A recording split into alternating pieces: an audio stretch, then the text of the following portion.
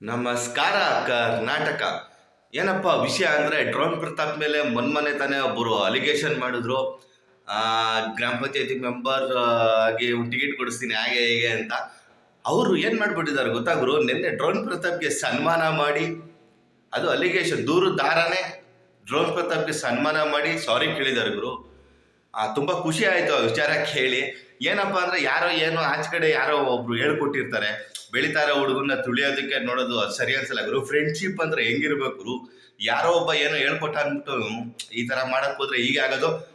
Friendship ಹೀಗೆ ಇರಲಿ, ಆ ತಪ್ಪಿನ ಅರಿವಾಗಿದೆ ಅಂತ ನನಗೆ ಖುಷಿ ಆಯಿತು. ಮತ್ತು ಇನ್ನೊಂದು ವಿಷಯ ಏನಪ್ಪ ಅಂದರೆ ಬಿಗ್ ಬಾಸ್ OTT ಸೀಸನ್ 2 ಇನ್ನೇನು ಕೆಲವೇ ದಿನದಲ್ಲಿ ಪ್ರಾರಂಭ ಆಗುತ್ತೆ.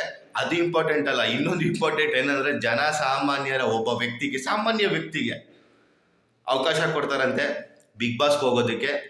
ಅದು ಸೂಪರ್ ಒಂದು ಚೆನ್ನಾಗಿರುತ್ತೆ. ಅದರ ಒಬ್ಬ ಸಾಮಾನ್ಯ ವ್ಯಕ್ತಿ ಹೋಗ್ಬೇಕು ಬಿಗ್ ಬಾಸ್ ಹೌಸ್ಗೆ, ನಮಗೂ ಖುಷಿ ಇರುತ್ತೆ. ಅದು ಯಾರಿಗೆ ಅದೃಷ್ಟ ಇದೆಯೋ ಗೊತ್ತಿಲ್ಲ. ಮತ್ತು ಇನ್ನೊಂದು ವಿಚಾರ ಏನಪ್ಪ ಅಂದರೆ ಇದಕ್ಕೆ ಕಿಚ್ಚ ಸುದೀಪಣ್ಣ ನಿರೂಪಣೆ ಮಾಡ್ತಾರೋ ಇಲ್ವೋ ಗೊತ್ತಿಲ್ಲ, ಅದನ್ನು ನಡೀತಾ ಇದೆ. ಮತ್ತು ಇನ್ನೂ ಒಂದು ವಿಶೇಷ ಏನಪ್ಪ ಅಂದರೆ ಡ್ರೋನ್ ಪ್ರತಾಪ್ ಮೇಲೆ ಅಲಿಗೇಷನ್ ಮಾಡಿದವರು ಸನ್ಮಾನ ಮಾಡಿ ಸಾರಿ ಕೇಳಿದ್ರಲ್ಲ, ಅದ್ರ ಬಗ್ಗೆ ನಿಮ್ಮ ಒಪಿನಿಯನ್ ಏನಾದರೂ ಇದ್ರೆ ಕಮೆಂಟ್ ಬಾಕ್ಸಲ್ಲಿ ತಿಳಿಸಿ. ಮತ್ತು ಇನ್ನೊಂದು ವಿಚಾರ ಏನು ಗೊತ್ತಾ, ಇಲ್ಲಿ ಕೆಲವರು ಕಮೆಂಟ್ ಬಾಕ್ಸಲ್ಲಿ ತಿಳಿಸ್ತಾ ಇದ್ದಾರೆ ನಿಮ್ಗೇನು ಕೆಲಸ ಇಲ್ವಾ ಹಾಗೆ ಹೀಗೆ ಅಂತ. ಅದನ್ನು ಒಂದು ವಿಡಿಯೋ ಮಾಡಾಕ್ತೀನಿ ನಾನು ಏನು ಕೆಲಸ ಮಾಡ್ತೀನಿ ಅಂತ.